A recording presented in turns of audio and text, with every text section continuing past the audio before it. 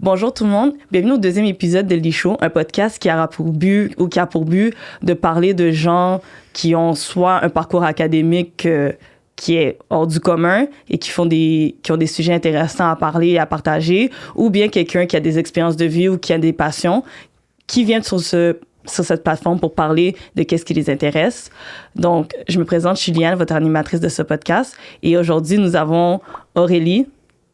Hello! Aurélie qui est candidate au doctorat en sexologie. Oui, à l'UQAM. OK, à l'UQAM. Merci de cette précision. Of course. Okay, moi, qui ai juste le flip de hair, là. Non, je rigole. Donc, dis-moi. Bon, en fait, je t'ai présenté, j'ai dit Aurélie. Mais qui es-tu? Dis-moi. Qui suis-je? Tu commences avec des grosses questions. Ouais, ou que fais-tu, si je devrais... OK, donc, Aurélie, candidate au doctorat en sexologie à l'UQAM, comme tu l'as dit. En fait, je fais ma thèse sur les violences obstétricales et gynécologiques que les personnes haïtiennes expérimentent dans les soins de santé au Québec.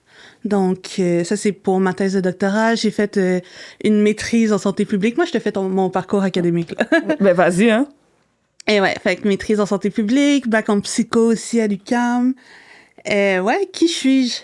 J'ai travaillé avec toi au Top Shop. Ouais, c'est vrai. Ça, c'est les reliques. C'est vrai. Puis, tu parlais de ta maîtrise, c'est sûr que c'est là tu fais ton doctorat, donc peut-être qu'un jour, tu vas nous parler de ton doctorat, qui n'est pas encore fini. I hope. Mais on va parler de ta maîtrise. C'est quoi... en fait, comment t'es arrivée en santé publique et à faire une maîtrise? C'est quoi ton sujet de maîtrise, en fait?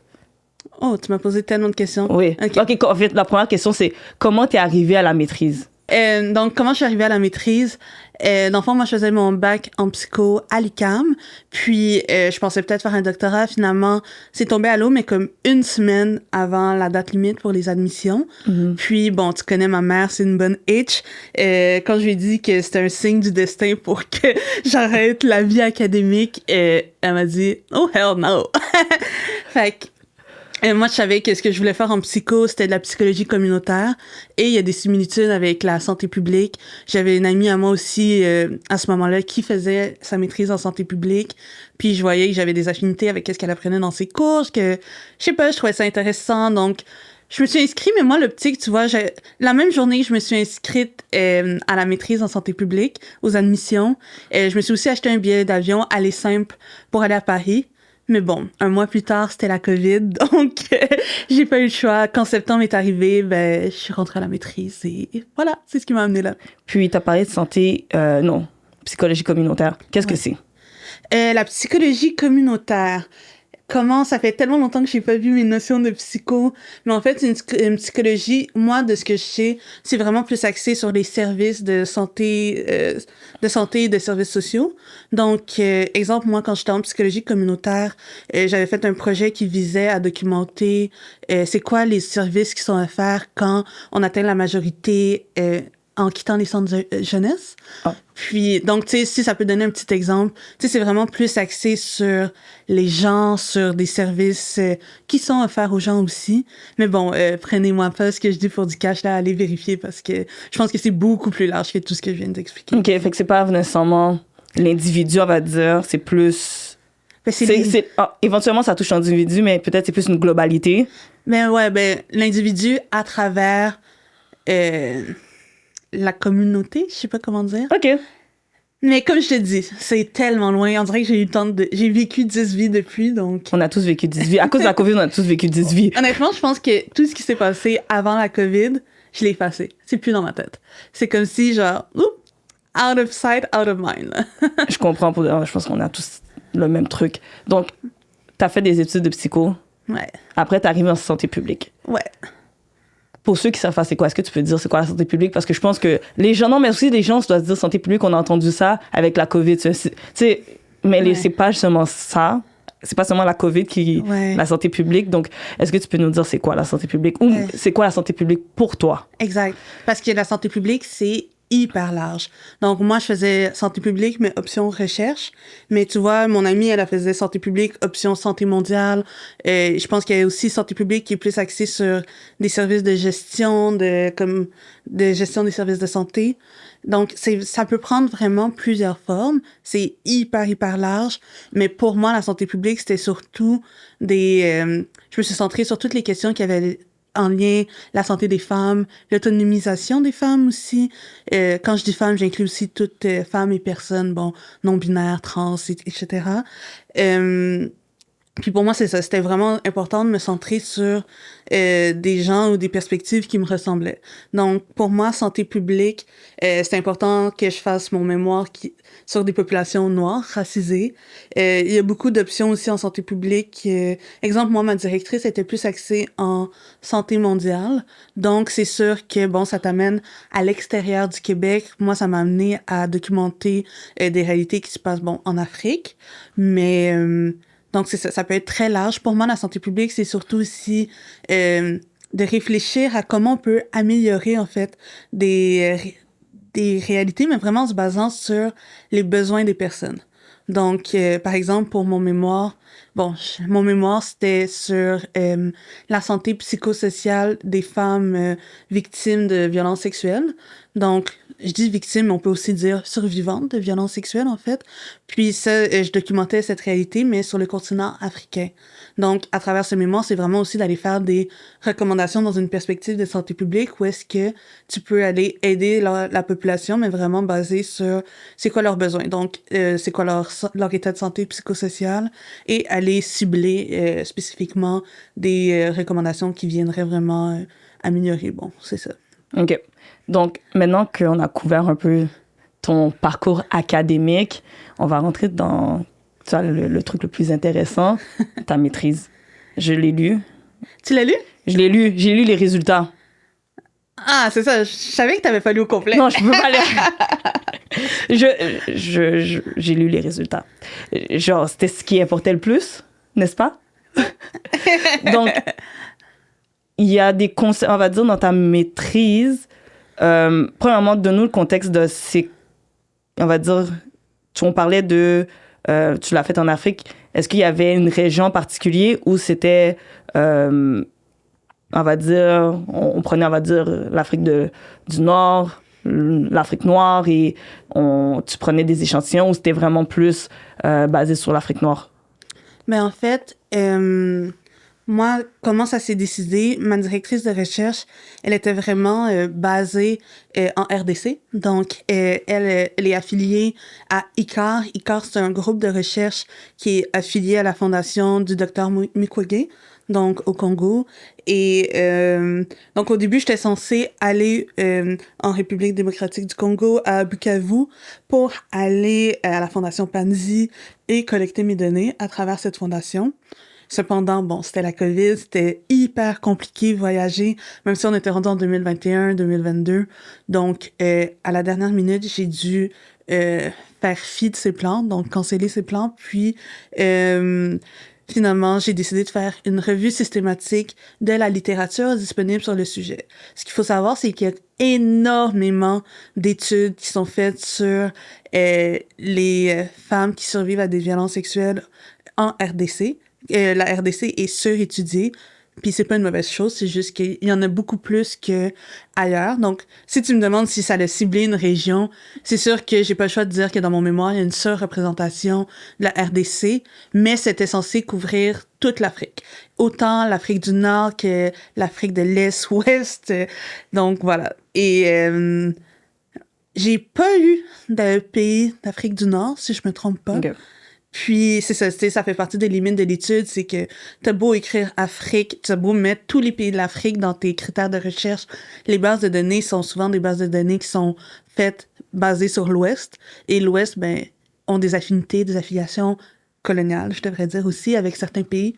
Donc, il y a des résultats ou des pays qui sont davantage étudiés. OK. Puis, t'as mentionné que t'as travaillé ou t'as étudié sur le docteur Mukwege? Exactement. Je suis désolée. Eh ben, j'ai pas étudié sur lui. C'est Mais en fait tout a parti d'une collaboration entre ma direction de recherche et le docteur Mukwege, qui a la Fondation Panzi à Bukavu. Puis... Est-ce que j'allais dire, est-ce que tu peux nous dire c'est qui? Ouais. Parce que c'est ça, il y a des gens qui savent pas nécessairement c'est qui. Désolée. Donc, le docteur Mukwege, c'est un docteur qui a vraiment fait des choses incroyables en Afrique, notamment par rapport aux mutilations génitales. Donc, lui, sa mission un peu, c'était vraiment de, je mets des guillemets parce qu'on répare jamais personne, mais de réparer en fait les femmes qui étaient victimes de mutilations génitales, notamment à travers des violences liées au conflit armé. Donc, la Fondation Panzi, ça vient vraiment aider les femmes qui ont souffert, en fait, en lien avec les conflits armés aussi. OK. Donc, c'est sûr, comme tu as dit, tu as travaillé plus sur le Congo, puis on parle de violence sexuelle. Qu'est-ce qu'on veut dire par violence sexuelle?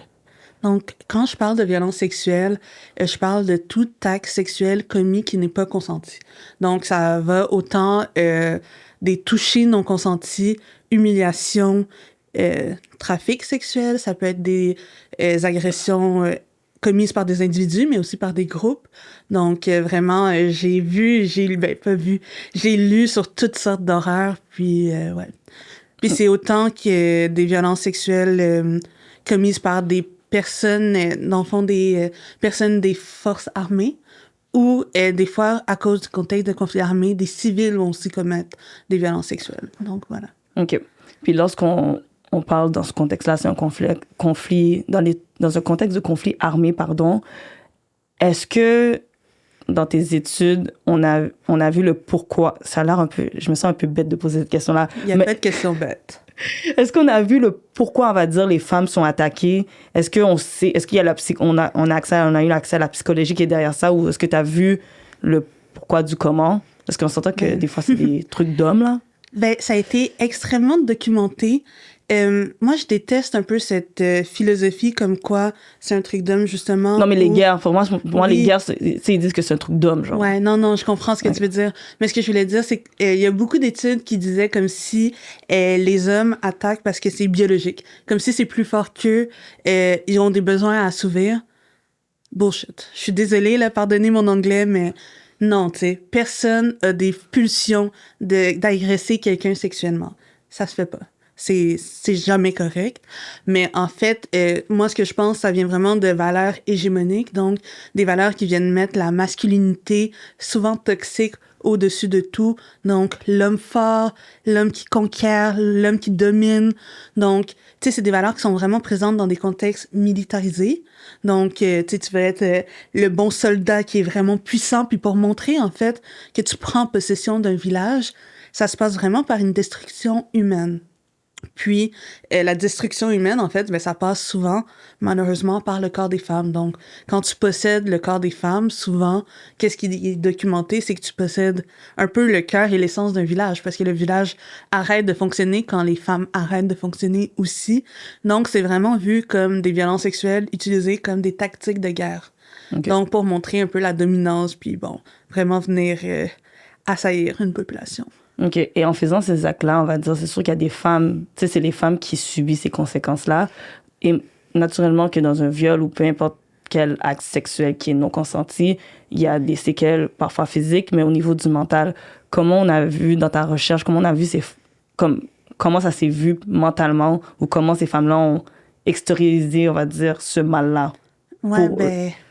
Je sais pas si t'avais vu ça dans tes recherches. Oui. Ben, en fait, j'ai une portion de mes résultats qui porte sur le fait que, justement, ben, c'est des souvenirs et des émotions qui sont excessivement accablantes, prenantes.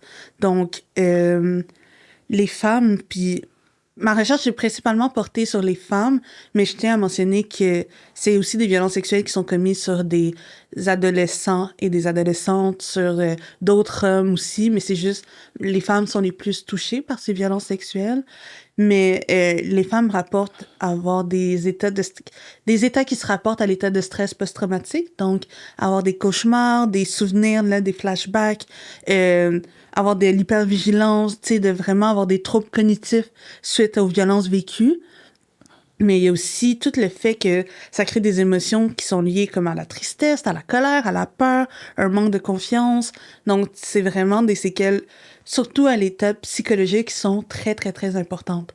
Puis aussi, il faut pas oublier que, oui, tu vis des violences sexuelles, donc juste vivre ça, c'est énorme sur le plan psychologique, mais t'es aussi en contexte de guerre, donc tu vis des violences sexuelles, mais ta maison a été détruite, ton marché a été détruit, tous tes points de repère dans la ville, tu les as plus parce que ça a été détruit ou attaqué ou c'est pris possession par des groupes militarisés. Donc, c'est vraiment les femmes nommaient souvent cette double violence, en fait, qui faisait en sorte qu'au niveau psychologique, l'un ou l'autre aurait été très difficile à vivre, mais les deux ensemble, c'est quasiment une montagne. Je veux pas dire impossible à monter parce que, tu vois, les femmes la surmontent, cette montagne, et passent à travers, puis à la Fondation Pansy, elles sont nombreuses à retrouver goût à la vie, etc. Mais, ouais, c'est dit, c'est documenté, c'est très difficile, ouais. OK. Puis, c'est sûr qu'on s'attaque à une ou des femmes, mais il y a aussi dans la communauté noire, de ce que je sais, c'est pas nécessairement bien vu de parler de violence sexuelle et tout ce qui, on va dire, qui peut apporter de la honte à la famille. Mm-hmm. Donc, est-ce que le silence a été quelque chose de mentionné auprès des victimes ou des survivantes, comme tu as dit, dans tes recherches? Ben oui, c'est vraiment sorti dans de nombreux articles que les femmes ont... Parce que, tu sais, je parlais des émotions tantôt, mais la honte est une des grandes émotions que les femmes ressentent. Et cette honte est directement liée à cette culture du silence, en fait. Tu sais, tu as honte d'avoir vécu des violences sexuelles, tu te sens faible, entre guillemets, aussi, d'avoir laissé ça arriver. Mais c'est pas que tu laisses quelque chose arriver, c'est qu'on te force, tu sais, que quelque chose arrive comme ça. Puis, vraiment, le silence, en fait, c'est directement lié au contexte social. Donc, les femmes vivent énormément de stigmatisation. Puis c'est parce que la sexualité est vue comme quelque chose de tellement tabou, quelque chose qu'on garde caché, quelque chose qu'on parle pas. Mais une fois que le village sait, puis ça s'ébruite très rapidement, que telle personne a été agressée par un groupe des forces armées, ben tu vis de la stigmatisation, fait que t'as encore moins envie d'en parler. Surtout quand tu vois comment les autres ont été traités quand ça a été nommé. Donc, beaucoup de femmes rapportent garder ça caché. Il y a des femmes qui ont été même jusqu'à s'exiler, donc quitter leur village parce qu'elles étaient comme, je me sens plus en sécurité, puis je peux en parler à personne de ce qui est arrivé. Donc, vraiment, les conséquences de cette culture du silence sont énormes et ça fait vraiment partie... Je veux pas généraliser parce que, bon, il y a des contextes où est-ce que des femmes en ont parlé et que ça l'a aidé. Fait que je veux pas dire que c'est la norme, mais force est de constater que de façon générale, la culture du silence est omniprésente et accentue, en fait, l'état de un peu stress qui est lié... OK. Donc, ça accentue l'état psychologique. Comme ça aide pas, en fait. Dans certains cas, ça aide pas de pas en parler, mais tu as parlé aussi de la communauté. Parce que, tu vois, cet acte-là, je pense que quand il y en a qui violent des femmes ou peu importe, c'est aussi brisé. Souvent, on dit des fois que la femme, c'est le pilier central d'une société. Mm-hmm. Donc, on dit le poteau mitant. Exactement, c'est poteau mitant. Mm-hmm. Donc, en faisant ces actes-là, tu essaies aussi de briser une communauté. Donc, c'est quoi l'impact de ces gestes-là sur une communauté en soi? Ben, comme je l'ai dit tantôt, c'est une tactique de violence sexuelle. Donc, vraiment, le but de faire ces actes-là, c'est de détruire la communauté. Puis, tu sais, ça passe par tout le capital aussi. Il faut penser au capital reproductif. Donc, souvent, je veux pas aller dans des exemples trop graphiques, mais les gens vont insérer des objets qui vont affecter la fertilité de la femme. Donc, tu sais, moi, je lisais ces horreurs-là, puis après, tu sais, c'est aussi tout de se rendre compte que c'est de s'assurer que cette population ne puisse pas se reproduire, en fait, pour assurer qu'il n'y ait pas de descendance, puis que la communauté, au fur et à mesure que tu la détruis et que tu la tues, n'existe plus, que ça soit toi, tu sais. Okay.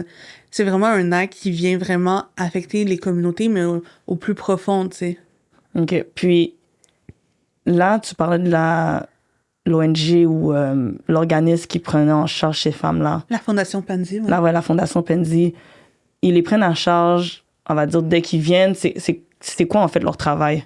À la Fondation Pansy? Ouais. Si je me trompe pas, il y a plusieurs volets. Ok. Donc, il y a un volet juridique. Il y a un volet qui est vraiment centré sur l'autonomisation des femmes. Il y a un hôpital qui est lié à la Fondation Panzi, l'hôpital de Bukavu. Donc, comment ça se passe? Si je me trompe pas, c'est les femmes vont à l'hôpital de la Fondation Panzi, elles sont traitées, elles sont vues, et après, elles peuvent aller dans différents programmes qui sont liés à cette fondation. Je sais qu'il y a des programmes de communauté, donc des programmes de musique, donc, tu sais, c'est très varié. Donc, il y a plusieurs volets, mais je sais qu'il y a le volet plus activité, musique, le volet juridique, volet lié à l'autonomisation des femmes, puis il y a un autre volet qui m'échappe, en fait.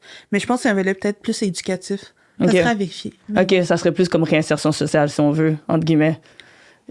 Entre guillemets, parce que tu te réinsères où quand tes villages sont détruits, tu sais? Ouais, c'est ça, ça te donne en fait, c'est pour te donner une deuxième vie. Mais je pense que c'est surtout pour aider les femmes à traverser ce qu'elles ont vécu, puis les aider à comme... C'est pas se refaire, mais oui, tu sais, regagner une confiance, obtenir de l'aide psychologique, de l'aide médicale, parce que souvent, elles ont des blessures. Moi, mon mémoire, ça s'est centré plus sur le côté psychosocial, mais, tu sais, elles ont souvent des blessures physiques abominables, en fait.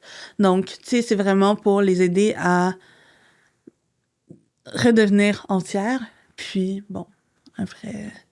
Puis, comment on fait, ou ça serait quoi le processus psychologique pour qu'on se sente bien, tu sais, comme pour qu'on se sente bien après tout ça? Tu sais, je sais que dans ton mémoire, il y avait un aspect genre le après, tout ça. Est-ce que tu peux plus en parler? Ouais, ben, tu sais, il n'y a pas de guide magique, il n'y a pas de... tu sais, il n'y a pas vraiment de... Je sais pas comment dire, une recette à suivre pour bien aller suite à ce genre de violence. Par contre, qu'est-ce qui est ressorti dans mon mémoire et que moi, ça m'a vraiment surprise parce que je l'avais pas pris de facto en considération, c'est l'importance de la foi.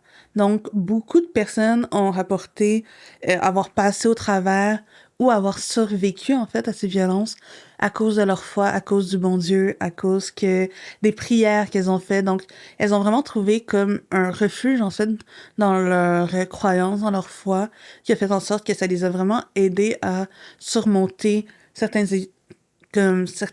épisodes, je dirais, de stress post-traumatique qui sont liés au vécu des violences, ouais. OK. Puis, là, j'ai une question plus pour toi. Ouais, vas-y. Genre, c'est sûr que t'as passé quoi, un an et demi, à peu près, à travailler sur ça? Plus? Non, c'est vrai, plus que ça. Oh my god, non, plus, là, c'est...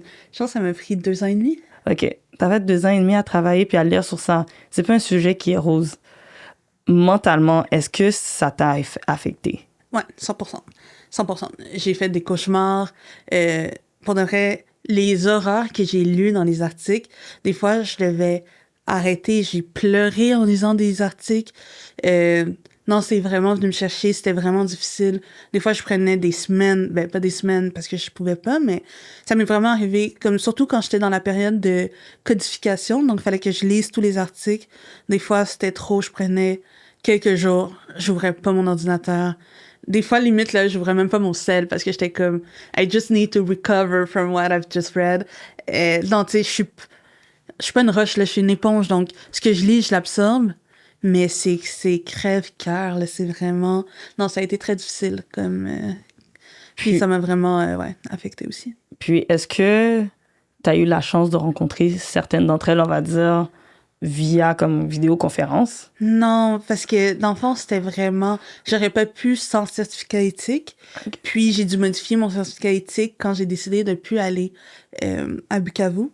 Donc, j'ai pas pu rencontrer certaines d'entre elles, mais j'ai pu rencontrer des intervenants qui travaillaient avec ICAR, qui travaillaient à la Fondation Panzi. Donc, j'ai pu avoir des échanges sur... notamment parce qu'au début, tu sais, j'avais créé un questionnaire pour les femmes, etc. Donc, vraiment avoir des échanges sur est-ce que les questions que je pose ciblent vraiment leur réalité et tout.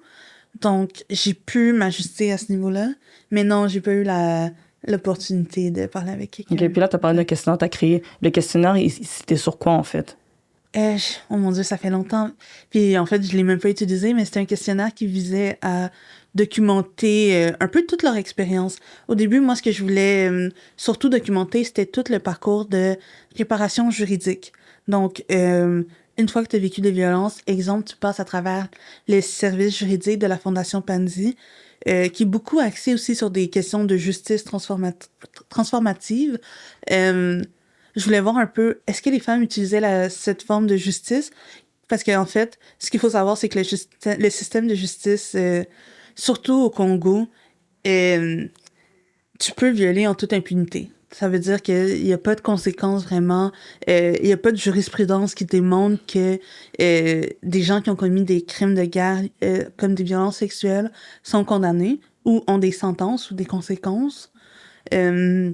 Donc, je voulais un peu voir si les femmes cherchaient un moyen de justice alternative pour essayer de trouver une réparation face à ce qui avait été commis. OK. Puis quand tu parlais d'intervenants, c'était qui ces intervenants-là? Est-ce qu'il y avait des psychologues? Est-ce que c'était des médecins ou du personnel local? Ou c'était des gens, on va dire, du Canada, de l'Europe ou...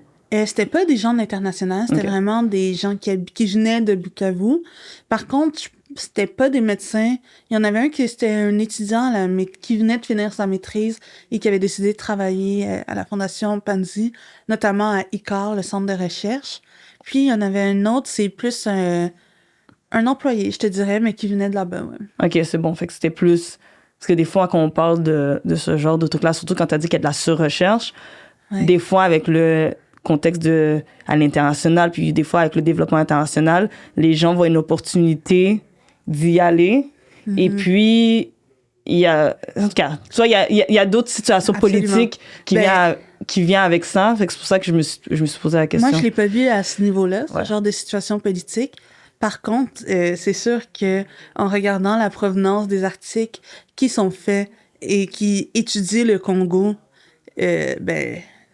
la Belgique, quoi. Ils sont omniprésents. Donc, tu sais, oui, tu vois les racines très coloniales, tu vois que there's still something there. OK, c'est bon. dot. Ouais, OK, laissons ça là. Puis aussi, bon, on parle de... Attends, t'as parlé de quoi, là? J'ai oublié. Attends, on a parlé de réparation. Est-ce que, tu sais, dans ta recherche de littérature, est-ce qu'il y a un moment que tu lisais quelque chose, il y a un truc qui t'a... Et c'est sûr qu'il y en a beaucoup qui t'ont marqué. Mais c'est quoi le moment qui t'a plus marqué pour le mal, mais il y en a un qui t'a dit, OK, tu sais quoi, je vois une lumière au bout de tout ça parce que il faut que tu vois une lumière. Pendant longtemps, j'ai pas vu la lumière. Je pense que OK, non, c'est pas vrai. Mais attends, commençons par le mal. Le truc qui t'a plus marqué, l'esprit qui habite dans ta tête jusqu'à présent. Est-ce qu'il y a quelque chose? Ben oui, mais c'est tellement graphique, là, je sais pas si je peux vraiment. Mais c'est quelqu'un qui racontait sa violence sexuelle vraiment en détail. Puis c'était une violence sexuelle de groupe.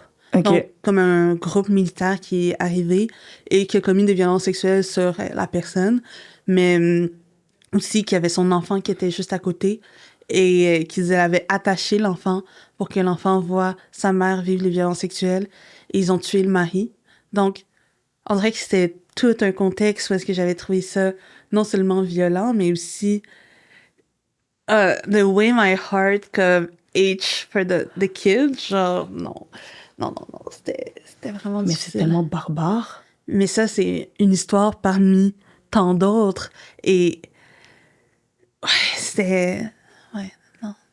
Comme je suis un peu choquée, là. Genre... Je suis choquée, mais tu sais, c'est...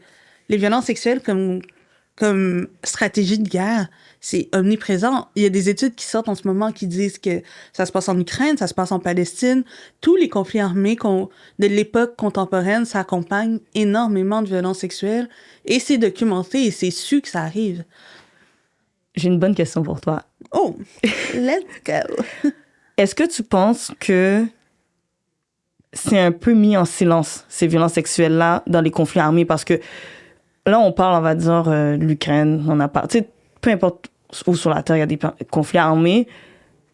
Des fois, on oublie peut-être la femme dans ça. Est-ce que tu penses que c'est mis sous silence par les médias ou que c'est parce qu'ils sont tellement overwhelmed par tout ce qui se passe que ça passe aux oubliettes? Je pense que ça dépend vraiment de où tu vas chercher tes informations. Parce que pour moi, il y a deux canaux de diffusion d'informations.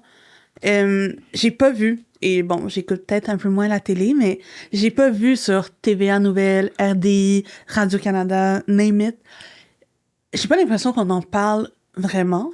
Pourtant, sur Instagram, donc des moyens de diffusion d'informations qui sont des fois plus alternatifs, des fois c'est pas nécessairement des journalistes ou quoi que ce soit, mais j'ai vraiment vu passer au moins 1 ou 2, 3 fois par conflit des informations sur, ben, en ce moment, il y a vraiment beaucoup de violences sexuelles en Palestine. En ce moment, il y a beaucoup de violences sexuelles à tel endroit en Ukraine.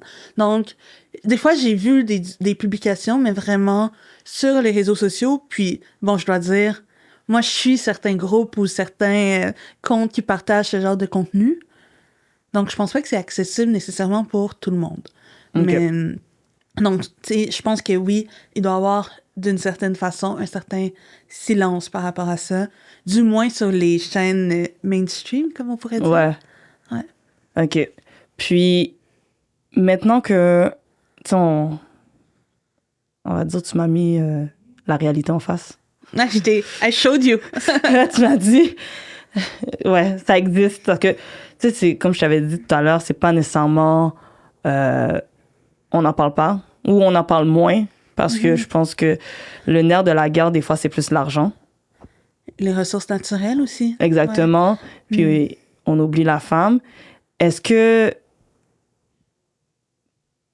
Attends, qu'est-ce qu'on pourrait dire? Qu'est-ce que je veux dire, en fait? Où on peut s'informer, on va dire, sur ça? C'est ça. Où on peut s'informer? Parce que en lisant mon mémoire.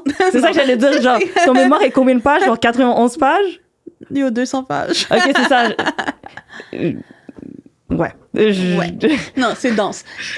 Allez pas lire mon mémoire, c'est correct. Allez lire les résultats. Les résultats. Ouais, ou la mise en contexte pour savoir un peu d'où ça vient. Mais toi, tu t'informes où? On va dire, de les comptes, c'est sûr que tu les as pas sur tête, mais on va dire... honnêtement, c'est Instagram. Okay. Honnêtement, j'ai pas les comptes en tête. De Slow Factory, en fait. Mm-hmm. Je pense qu'en ce moment aussi, je suis vraiment prise par le génocide en Palestine. Donc, tous les comptes qui me viennent en tête, c'est des comptes qui partagent des informations en lien avec ce génocide. Mm-hmm. Puis, bon, Slow Factory sur Instagram. Je pense qu'il y a un compte, c'est de IMEU. De IMU, I don't know. Mais oui, ça aussi, ça partage vraiment des bonnes informations. Des fois, le compte de l'OMS, c'est quand même l'Organisation mondiale de la santé, ils partagent des informations, mais c'est plus politically correct et plus neutre. Mais OK. Bon. Puis, maintenant que tu as fait la maîtrise, là, est-ce que est-ce que tu as eu des regrets dans le sens où tu t'es dit, j'aurais dû explorer cette piste-là, tu sais, ou j'aurais dû faire ça à la place? Ben, en fait, moi, mes regrets que j'ai eus, c'est pas nécessairement sur la maîtrise en tant que telle que j'ai fait, mais c'est encore plus large où est-ce que je me suis dit, parce que dans le fond, c'est un sujet que je n'ai pas choisi. C'est ma direction de recherche qui m'a dit, moi, je travaille avec le docteur Mukwege, est-ce que ça t'intéresse? Bon, Dr. Mukwege en tant un nobeliste, quelqu'un qui, tu sais, je suis genre, of course, j'embarque. Mais je pense que j'avais pas saisi à quel point travailler sur des violences sexuelles, ça allait m'atteindre. Que c'était, je sais pas, c'était beaucoup. Fait qu'à y repenser, si j'avais eu à refaire quelque chose, je pense que j'aurais fait un projet peut-être plus proche. Parce que je me sentais aussi un peu imposteur de moi, Aurélie, haïtienne, qui documente l'Afrique. Et l'Afrique tellement large que c'est même pas représentatif. Donc, comme je te dis, il y a une surreprésentativité du Congo, de la République démocratique du Congo. Fait que oui, à bien y repenser, j'aurais été plus proche pour être encore plus connectée. Donc, peut-être quelque chose qui se passe au Québec, comme je l'ai fait avec mon doctorat, ou quelque chose qui est en lien avec Haïti. Ouais, quelque chose qui est plus concluant avec qui je suis comme personne. Mais en même temps, j'ai adoré apprendre sur ces réalités. C'est juste qu'il y a toujours, je sais pas, ce petit syndrome de l'imposteur, en fait. Ouais, je comprends pour de vrai. Ouais. Mais je pense que en tout cas, en tant qu'universitaire, je pense que moi, je sais qu'en tant qu'universitaire, j'ai toujours le syndrome de l'imposteur. Là. Ouais, H24. Genre, ça habite rent-free, je donne mon CV, puis je suis comme, est-ce que ouais, vous avez fait ça? Puis il y a juste moi qui est comme, non. Mais je l'ai fait pour de vrai. Mais avant que, je pense que je suis comme, il y a 5 minutes, je suis posé une question, la lumière. Est-ce qu'il y a un document que tu as lu, puis t'es comme, oh, il y a la lumière. Ouh, OK. Oui. Mais ça, c'est un moment, en fait. OK. Ce qu'il faut savoir, c'est que, rendu à un point, je rédigeais matin, midi, soir, 7 jours sur 7. À un moment donné, changer d'environnement, je vais à la bibliothèque, je m'installe, ça fait comme 5 heures que je travaille. Je suis comme, OK, j'ai un tête fait mal, je vais me lever, je vais aller boire de l'eau. Je vais boire de l'eau à l'abreuvoir. Il y a comme un stand à côté de l'abreuvoir avec les livres, je sais pas, de la semaine ou les recommandations. Et il y a un livre qui attire mon attention. Et je vois que c'est un livre qui porte exactement sur ce que j'étais en train de travailler, qui était la corporalité des femmes dans des situations de guerre. Mais c'est un livre je pense que c'est un livre portugais qui venait d'être traduit en français et qu'ils avaient mis en évidence à la bibliothèque. Et quand je te dis, ce livre m'a permis de débloquer. Donc ça, c'était vraiment... Je l'ai dit à mes amis, j'étais comme, vous savez quoi, je suis sur l'autoroute du savoir. Nothing can stop me now. Puis c'est quoi la corporalité? Excuse-moi, je dis des trucs, je les explique pas. La corporalité, c'est tout ce qui est relié au corps. Okay. Donc, c'était un livre qui parlait de l'usage du corps de la femme dans des contextes de conflits armés. OK. Ben, t'es sur l'autoroute du savoir, j'aime ça. Non? Ça veut dire qu'il y a rien qui peut t'arrêter. Ah non, j'étais unstoppable. Comme, j'avais un tête fait mal, j'ai bu de l'eau, j'ai pris le livre, puis je suis restée jusqu'à la fermeture de la bibliothèque. Là, j'étais comme... Moi, je pensais que j'allais boire de l'eau, que j'allais packer mes affaires et rentrer chez moi, là. Mais j'étais comme, oh my God. Fait que ça, c'est la lumière. Puis après ce moment, je dois dire, ça a quand même été smooth sailing. OK, puis, tu sais, ça, c'est une lumière dans ton parcours académique, mais est-ce qu'il y a un moment que tu t'es dit, il y a de la lumière dans toute cette noirceur et dans toute cette négativité que tu lis? Est-ce qu'il y avait cette lumière-là quelque part? Ouais, ben, j'ai souvent eu ce genre de réflexion parce que il y a quelque chose qui m'énerve en général avec les études qui sont faites sur les personnes racisées, en particulier sur les communautés noires, c'est que c'est toujours axé sur la misère, les difficultés, les violences qui sont vécues. Puis j'en fais partie parce que, bon, j'étudie ce genre d'oppression, mais je pense que I kind of find Black Joy un peu dans mes études, surtout quand j'ai vu, mais les femmes, elles s'en sortent, somme toute, avec des guillemets, mais bien. Donc, elles sont survivantes, elles sont passées au travers. Oui, c'est quelque chose qui fait partie d'elles et qui les accompagne, mais c'est quelque chose que, je sais pas, il y a comme une forme d'empowerment aussi dans le fait qu'elles sont allées chercher de l'aide pour plusieurs. Bon, c'est sûr que c'est la réalité de quelques femmes qui a été documentée dans des articles. Donc, je peux pas dire que c'est représentatif pour tout le monde, mais elles s'en sortent. Puis moi, pour avoir lu ce que j'ai lu, je sais pas, je trouve que leur résilience, ça m'éblouit, en fait. OK. Puis, autour de... Parce que quand on parle de violence sexuelle, puis on s'entend que on vient de la même communauté haïtienne, noire, quand t'as parlé à tes parents ou à ta famille, tes proches, que tu faisais un sujet de maîtrise sur des violences sexuelles, est-ce que ça a été bien reçu ou est-ce que ça a été genre, OK, tu t'embarques sur quelque chose qui dépassait, même si elles sont, tu sais, tes parents ils sont éduqués et tout, mais c'est pas parce que t'es éduqué nécessairement que t'es éduqué à ça. Ben en fait, moi, mes parents, c'est des bons vieux H. So, ils étaient juste contents que je sois à la maîtrise, tu comprends? Ils étaient juste contents parce que j'allais avoir un autre diplôme. Bon, maman, papa, j'espère que c'est ça. On s'en reparlera.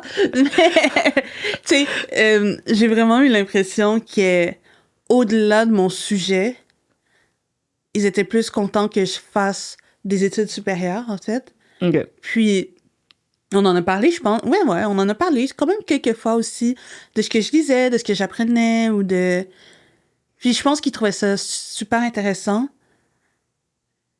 Maintenant que je repense, je sais pas s'ils étaient tant à l'aise, mais je sais que j'aime beaucoup confronter mes parents à ce genre de sujet. J'aime les mettre dans pas un inconfort, mais j'aime me dire, vous savez quoi? Non, on va en parler. on va ouvrir la voie, on va pas garder ça sous silence. Ça arrive, je l'étudie, puis je pense que ça aide d'en parler d'une façon hyper théorique aussi. Donc, on en parle, mais c'est comme des faits, c'est très factuel. Donc, c'est pas comme si je disais, bon, ben, telle personne qu'on connaît très bien a commis des agressions sexuelles sur telle personne qu'on connaît très, très bien aussi. Donc, ça sort de la communauté. Je pense que mes parents aussi, ils trouvaient ça moins relié à eux, vu que même si c'est des choses qui se passent dans une communauté noire, ça se passe très loin du Québec, d'Haïti. Donc, voilà. OK. Donc, c'était quand même bien perçu, puis ils étaient quand même attentifs à ce que tu leur disais. Ouais, je pense que oui. OK. Bon, c'est bon parce que des fois, tu sais, même si tes parents sont infirmiers, comme ils ont... Ouais, les autres... Genre, par moment, tu te dis que c'est pas pour autant que t'es équipé à ça. Tu sais, il y en a qui font qui font une spécialisation, tu sais, en violence sexuelle ou quoi que ce soit, ils font une formation. Puis, maintenant que t'as fait ta maîtrise, comment tu te sens par rapport à ce sujet? Et comment, on va dire, tu t'appropries... Parce que, comment je vais dire ça? Tu sais, parfois, tu sais, c'est un sujet qui est lourd. Mm-hmm. Fait que est-ce que tu te dis, OK, maintenant, tout ce qui est violence sexuelle, j'en ai trop vu? Est-ce que je veux en parler aux gens? Est-ce que... Tu vois ce que je veux dire? Ouais. Ben, je pense que quand j'ai fini ma maîtrise, et ça, c'était en décembre 2023, ça m'a pris vraiment longtemps avant de replonger dans le sujet. C'est comme si j'avais eu un trop-plein. J'étais comme, je l'ai remis, I'm done. I'm never talking about this again. Là, je recommence à en parler. Bon, je fais le podcast avec toi. J'ai une conférence qui s'en vient en décembre pour la fondation, avec la fondation Pansy. Donc, il y a des choses qui s'en viennent. Je suis prête à en reparler. Mais c'est vrai que quand je l'ai remis, j'avais une conférence, en fait, dans les mois qui ont suivi, je pense 4 mois après. Fait que là, c'est là que j'en ai parlé, puis après, j'en ai plus jamais reparlé. OK. Je suis jamais retournée, j'ai pas cherché à faire des activités de transfert de connaissances.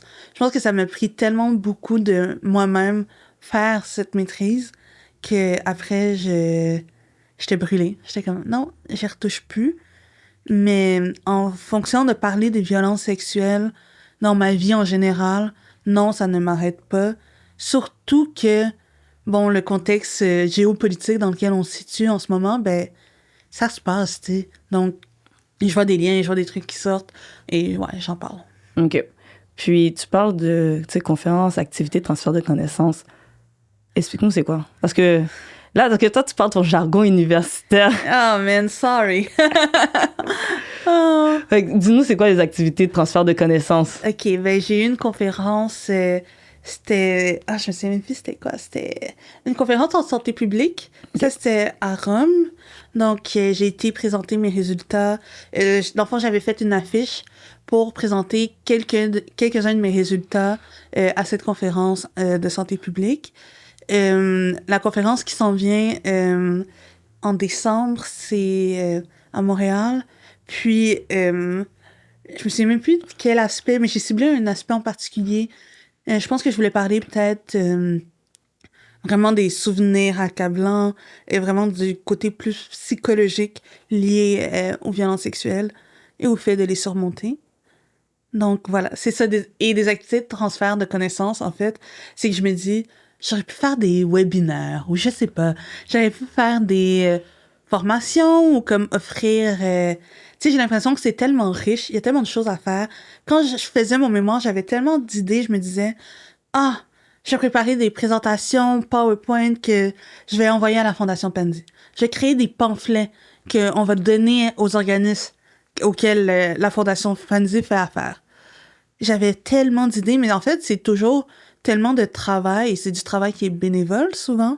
Donc, sponsor me, but if not, I cannot do it. Not for free. Je comprends maintenant pourquoi, on va dire...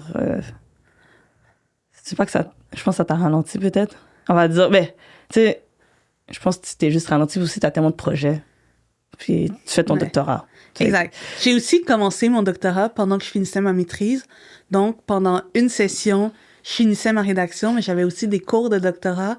Donc, je pense que c'est aussi ça qui a fait en sorte que j'ai pas tant fait d'activité de transfert de connaissances parce que I was already on to the next thing, un peu. Ouais, OK. Maintenant, je comprends. Puis, maintenant que, on va dire, tout ça, c'est fini, est-ce que tu dis, bon, tu sais quoi, là, tu fais ton doctorat, ça n'a pas rapport avec les violences sexuelles. Mais est-ce que tu dis, c'est toujours la femme noire est toujours là, est-ce que tu dis maintenant, OK, tu sais quoi, violence sexuelle, plus ton doctorat, est-ce que tu penses que c'est des trucs que tu as touchés ou pas du tout? Tu n'as pas touché aux violences sexuelles? Ça se peut que je touche aux violences sexuelles dans le cadre de mon doctorat. Uh-huh. Donc, à titre de rappel, mon doctorat, c'est sur les violences gynécologiques et obstétricales vécues par les femmes et personnes haïtiennes. Uh-huh. Donc, quand on parle de violences gynécologiques ou de violences obstétricales, ça touche des parties génitales. Et dans les formes de violences obstétricales et gynécologiques, il y a des attouchements non consentis qui sont faits par les personnels de la santé. Il y a des agressions sexuelles qui sont commises. Donc, je pense que je vais avoir possiblement des violences sexuelles qui vont m'être racontées. Puis aussi, il y a aussi le fait que quand tu as vécu des violences sexuelles, ça peut affecter comment tu interprètes ou t'interagis dans des soins de santé gynécologique et ou obstétricale. Donc, je pense que ça va ressortir, du moins, je suis pas mal certaine. J'ai déjà entendu des histoires où est-ce que, bon, on parle de toucher non consenti, puis c'est des violences sexuelles. OK. Puis, c'est quoi, on va dire, de ta maîtrise qu'on doit se rappeler selon toi? Un truc que tu te dis, tu sais quoi, je veux que tout le monde sache, OK, il faut qu'on sache. Surtout, des fois, dans la communauté noire, il y a des tabous, on va dire, par rapport à tout ça. Tu te dis, je veux que tout le monde sache, puis, genre, je mets un point dessus, là. Ben, moi, je veux qu'on sache qu'on s'en sort, qu'on survit ces violences. Puis je pense que ce que je devrais dire qui est extrêmement important de savoir, c'est qu'on s'en sort par la communauté. On s'en sort parce que on a du support, parce qu'on est entendu, qu'on est vu, qu'on est écouté, que les gens prennent soin de nous, qu'on va chercher du support psychologique, qu'on se sent pas seul, abandonné ou... Ouais, non, c'est ça, on s'en sort, mais grâce au support. Comme on dit si bien en Haïti, l'union fait la force, quoi. En fait, dans ce podcast-là, ça revient tout le temps. Ah ouais, hein? Yo, tout le monde te le sort. L'union... I'm not an original. Non, mais je pense que parce que ça dit tout, tu vois, c'est très simple, mais ça dit tout. L'union fait la force. Absolument. Puis surtout dans ce genre de situation-là très tragique, des fois, ta communauté, c'est eux qui peuvent, des fois, tirer vers le bas. Exactement. Ou qui peuvent te monter vers le haut. Tu sais, c'est juste être entouré de bonnes personnes, qui ont aussi le savoir, parce que des fois, c'est ça, les gens n'ont pas nécessairement le savoir.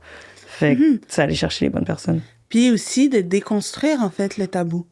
Une fois que ce tabou est déconstruit, donc, c'est pas parce que, bon, ça ressortait souvent, la femme était un peu agace, elle a cherché à se faire agresser.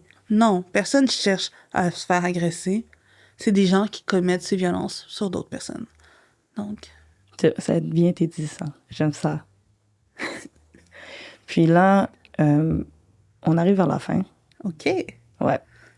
Là, je finis toujours l'épisode avec qu'est-ce qu'on peut te souhaiter à toi ou qu'est-ce que... Ouais, oui, on finit toujours avec un souhait.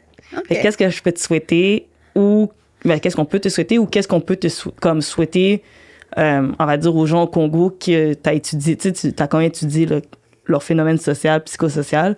Fait que t'as pas de limite de souhait. J'ai pas de limite de T'as pas de limite de souhait. Yo, t'es better than Aladdin ou quoi? Malheureusement, j'ai pas les ressources comme Aladdin. Qu'est-ce qu'on peut leur souhaiter? Ben moi, honnêtement, je veux juste leur souhaiter d'avoir les ressources, autant des ressources humaines que des ressources financières, que des ressources qui vont venir les aider et répondre à leurs besoins. Donc, moi, j'ai espoir, là, si quelqu'un de la Fondation Pandy ou n'importe où, si à travers justement la conférence que je fais, quelqu'un écoute et se dit « Oh mon Dieu, mais j'ai les moyens d'aider ou quoi que ce soit », pour moi, ça, c'est the biggest thing. Comme, je pense que c'est juste aussi de se rendre compte de comment ces violences affectent au niveau de la santé psychosociale. Moi, je leur souhaite juste que, avec ce qui est mis en lumière à travers mon mémoire, ben, que ça les aide, puis que... Ouais, qu'elles puissent vraiment avoir des soins qui sont appropriés. OK. Ben, merci pour ce souhait. Puis aussi, bon, je vais parler de mon commanditaire. J'ai oublié de parler de mon commanditaire au début, donc je le parle à la fin. Ouais, vas-y. Donc, c'est Munchies, magasin de bonbons exotiques. Il y a une succursale à Anjou, il y a des succursales un peu partout. Donc, si vous cherchez des bonbons que vous voyez jamais ou que vous trouvez seulement sur TikTok, Instagram, puis tous les réseaux sociaux, Munchies les a tous. Fait que vous aimez le sucre. En plus, la succursale à Anjou est 24 heures sur 24. Fait qu'il n'y a pas d'heure pour y aller. Donc, allez-y. Munchies, merci. Let's go, Munchies. En tout cas, merci Aurélie. Ça me fait plaisir. Puis, je te souhaite du succès pour ton doctorat. Thank you. Sûrement, peut-être s'en faire un deuxième, un troisième. Parce que, écoute, tu collectionnes les diplômes. Dis ça à mes parents. On salue aussi tes parents. Allô? Allô, Soso? Allô, Soso? En tout cas, merci. Hein. Ça me fait plaisir.